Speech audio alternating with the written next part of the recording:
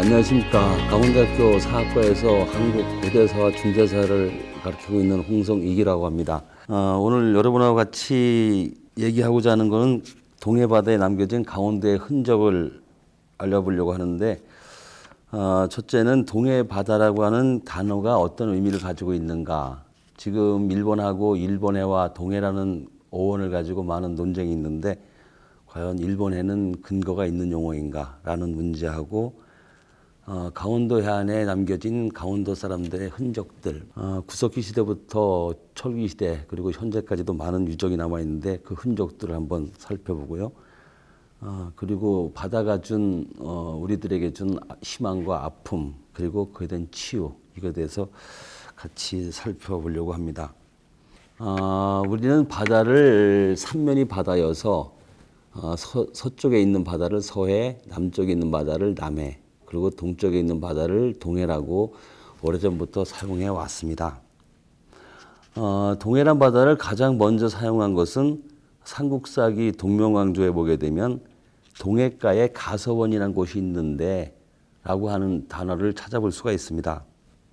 이것이 기원전이니까 동해바다라고 우리가 사용하기 시작한 지는 벌써 2000년이 넘었다는 것이 되겠죠. 그리고 광개토대왕비에도 역시 광개토대왕비를 세우고 나서 비를 지키는 사람들을 징집을 하는데 그때 동해고의 사람들을 징집을 하여 묘를 지키게 한다라고 하는 용어가 나오고 있고, 신라시대에는 우리가 보통 에밀레종이라고 얘기를 하는 봉덕사 성덕대왕 신종, 그리고 최치원 선생이 지으신 성주사의 낭의 무염의 비, 그리고 역시 최치원 선생이 지으신 문경 봉암사 지증도원에 비해서도 역시 동해라는 용어가 나오고 있습니다. 조선시대 역시 동구의 승남이라든가 여지도서에서 역시 동해신사, 동해묘, 이 제사를 지내는 사당이 나오고 있어서 고구려, 신라, 고려, 조선에 이르기까지 끊임없이 우리는 동해라는 용어를 사용해 왔습니다. 그러니까 이런 것을 보았을 때 일본과 한국과의 중간에 있는 바다를 동해라고 할 것이냐, 일본해라고 할 것이냐에서 용어상에서는 역사성에 보아서는 동해라고 하는 것이 근원적으로 옳다.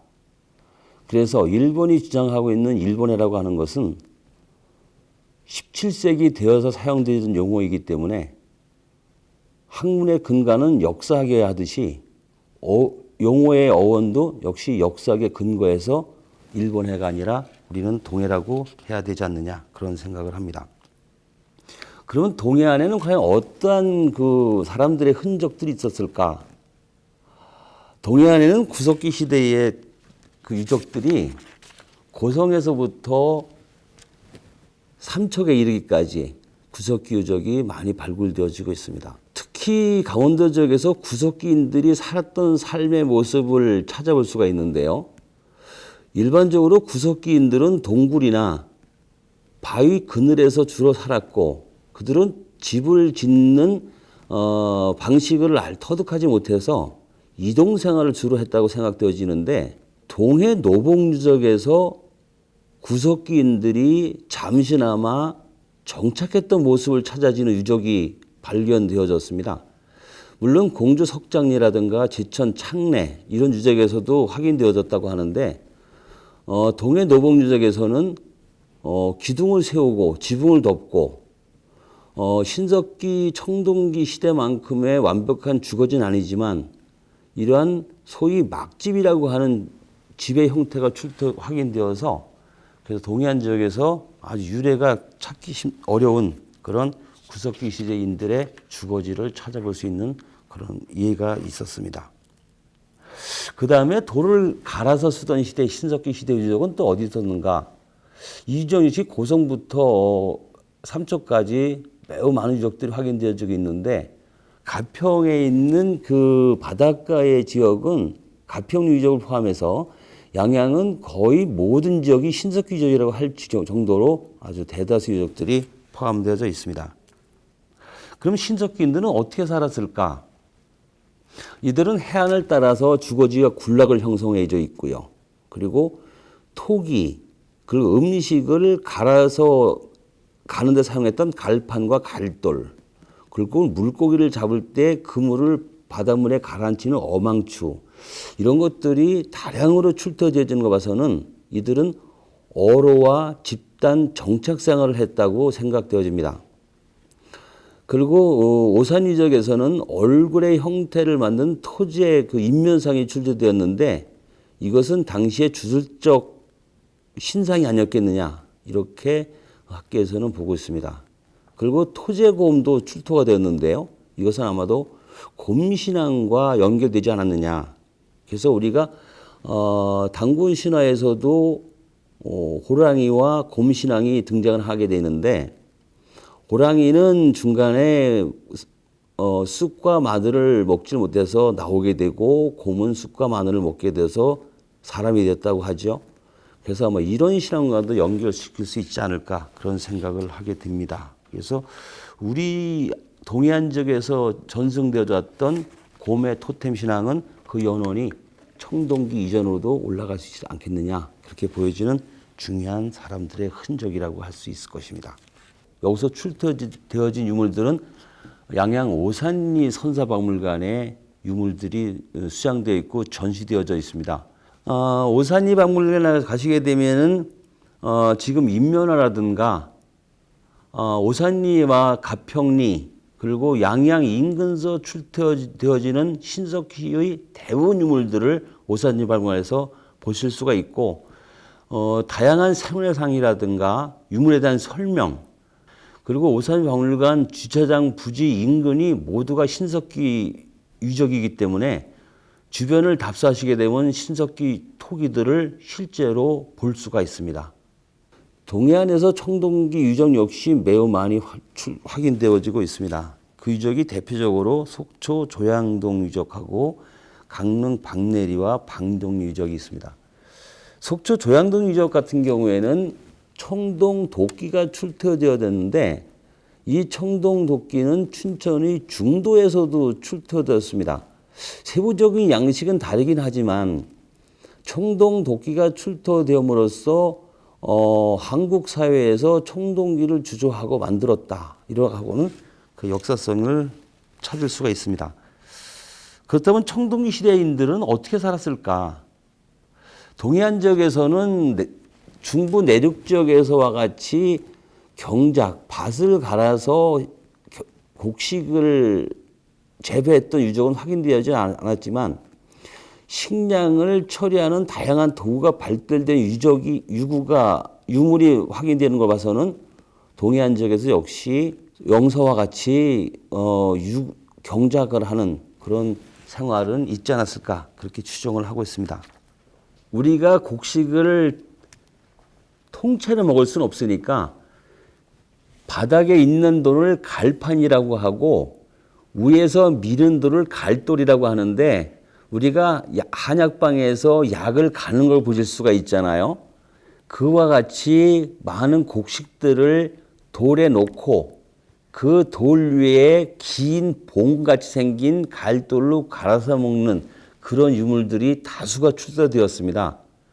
이것을 보았을 때 이 지역도 역시 농경은 하지 않았겠느냐, 이렇게 이제 추정을 하고 있는 것입니다. 그 다음에 철기 시대로 넘어오게 되는데요.